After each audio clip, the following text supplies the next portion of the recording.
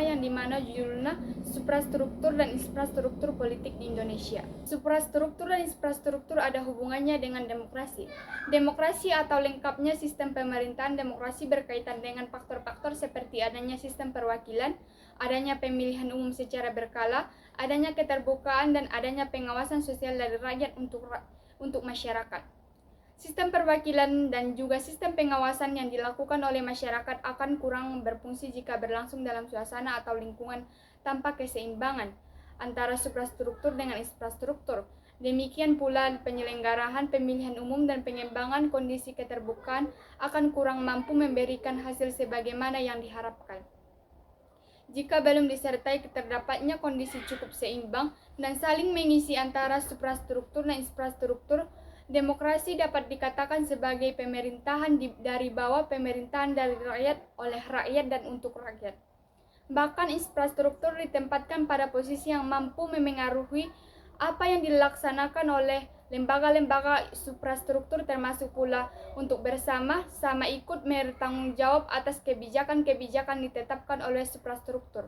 Suprastruktur berfungsi menetapkan kebijakan namun tidak sepenuhnya, serta berdaulat guna menetapkan kebijakan-kebijakan tanpa persetujuan mayoritas rakyat, yang dimana yaitu suprastruktur politik.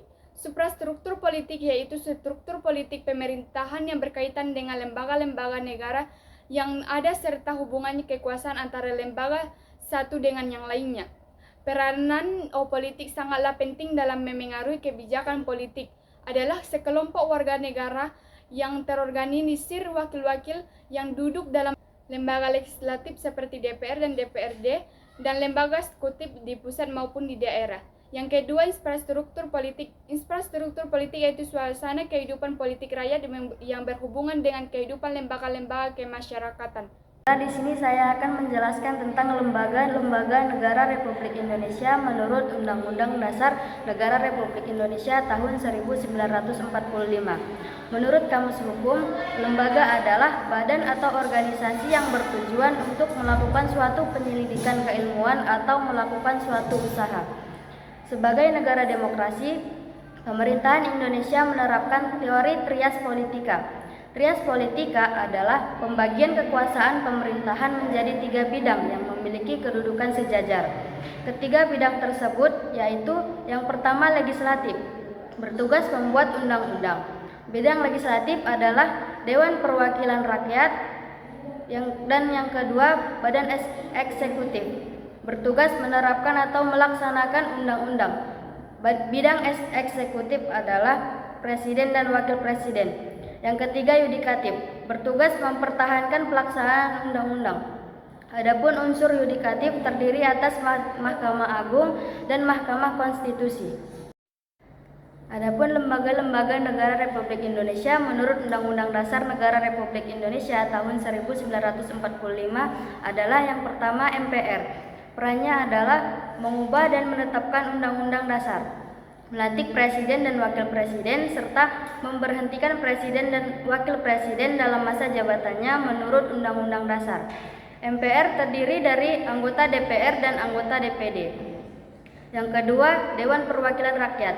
Perannya memegang kekuasaan, membentuk undang-undang, dan menetapkan anggaran pendapatan dan belanja negara atau APBN, dan melakukan pengawasan terhadap jalannya pemerintahan. Yang ketiga, Dewan Perwakilan Daerah.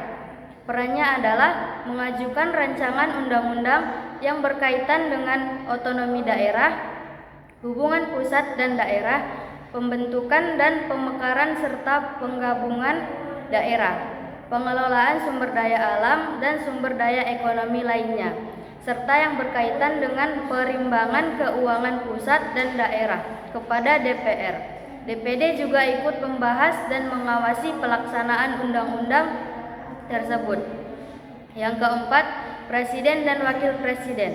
Perannya adalah memegang kekuasaan pemerintahan negara.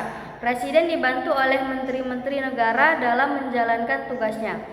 Mereka memimpin pemerintahan, menjalankan undang-undang, dan memegang kekuasaan tertinggi atas angkatan darat, laut, dan udara. Yang kelima yaitu Mahkamah Agung. Perannya adalah memegang kekuasaan kehakiman bersama-sama dengan Mahkamah Konstitusi. MA bertugas memeriksa dan memutus perkara pada tingkat kasasi, menguji peraturan perundang-undangan di bawah undang-undang terhadap undang-undang, serta mempunyai wewenang lainnya yang diberikan oleh undang-undang.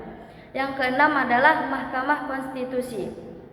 Perannya adalah menguji undang-undang terhadap undang-undang dasar, memutus sengketa kewenangan antar lembaga negara yang kewenangannya diberikan oleh undang-undang dasar, memutus pembubaran partai politik, dan memutus perselisihan tentang hasil pemilihan umum. MK juga wajib memberikan putusan atas pendapat DPR mengenai dugaan pelanggaran oleh presiden atau wakil presiden. Dan yang ketujuh, Komisi Yudisial. Perannya adalah berwenang mengusulkan pengangkatan hakim agung dan mempunyai wewenang lain dalam rangka menjaga dan menegakkan kehormatan, keluhuran martabat, serta perilaku hakim. Dan yang ke-8 adalah Badan Pemeriksa Keuangan atau BPK. Perannya adalah bertugas memeriksa pengelolaan dan tanggung jawab keuangan negara. Hasil pemeriksaan BPK diserahkan kepada DPR, DPD, dan DPRD sesuai dengan kewenangan. Selanjutnya saya akan membahas yaitu tata kelola pemerintahan yang baik di Indonesia. Tata kelola pemerintahan yang baik di Indonesia atau disebut dengan good governance adalah sistem pengelolaan pembangunan yang solid dan juga bertanggung jawab. Sistem ini juga selaras dengan prinsip demokrasi dan pasar yang efisien, serta bertujuan untuk menghindari kesalahan alokasi dana, investasi, dan juga mencegah korupsi. Jadi secara sederhananya, good governance adalah cara pemerintah bekerja sesuai hukum dan juga berorientasi pada kepentingan masyarakat, bangsa, dan juga negara. Konsep good governance ini juga mengacu pada proses pengambilan keputusan dan pelaksanaannya yang dapat dipertanggungjawabkan bersama. Adapun ciri-ciri pemerintahan yang baik di Indonesia yaitu yang pertama partisipasi warga yang tinggi, di mana masyarakat itu aktif terlibat dalam pengambilan keputusan yang berkaitan dengan negara. Lalu yang kedua, hukum yang ditegakkan, di mana hukum ditegakkan secara adil tanpa adanya memandang bulu. Dan juga lalu yang ketiga yaitu transparansi, adanya keterbukaan informasi pemerintah termasuk proses pengambilan keputusan dan penggunaan dana publik. Lalu yang keempat, daya tangkap aparatur negara, di mana cepat merespon keinginan dan juga keluhan dari masyarakat. Lalu yang kelima, berorientasi pada konsensus, di mana keputusan diambil berdasarkan musyawarah untuk mufakat dan ada kesediaan untuk melaksanakan konsensus tersebut. Yang kelima yaitu keadilan, setiap warga negara memiliki kesempatan yang sama untuk kesejahteraan dan juga perlakuan yang sama di mata hukum. Lalu yang keenam yaitu efektif dan efisien, di mana kegiatan pemerintahan mengutamakan aktivitas dan juga efisiensi untuk mencapai daya asing yang sehat. Lalu penerapan good governance di Indonesia ini dimulai sejak era reformasi, namun pelaksanaannya belum sepenuhnya berhasil karena masih sering ditemukan kecurangan dan juga kebocoran dalam pengelolaan anggaran. Baik, selanjutnya yang terakhir adalah partisipasi warga negara dalam sistem politik di Indonesia. Partisipasi warga negara dalam sistem politik adalah keterlibatan seseorang atau kelompok dalam kegiatan politik yang bertujuan memengaruhi keputusan politik pemerintah. Jadi, dalam demokrasi seperti di Indonesia, partisipasi politik warga negara adalah aspek yang sangat fundamental, di mana bentuk-bentuk partisipasi warga negara dalam sistem politik adalah yang pertama, pemilihan umum atau pemilu, di mana warga negara itu memilih pemimpin dan wakil rakyat di tingkat nasional, provinsi, kota, atau kabupaten seperti presiden, anggota DPR, DPD, dan juga DPRD.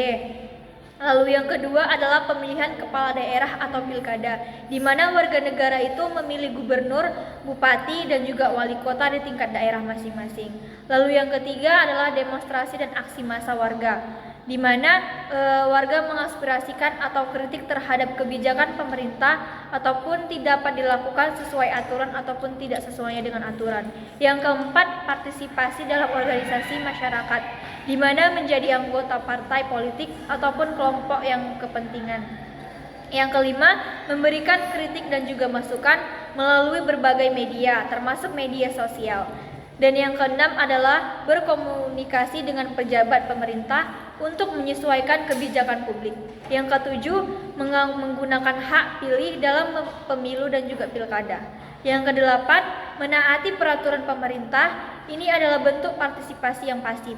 Yang kesembilan, mengajukan usul, kebijakan, kritik dan juga masukan terhadap pemerintahan.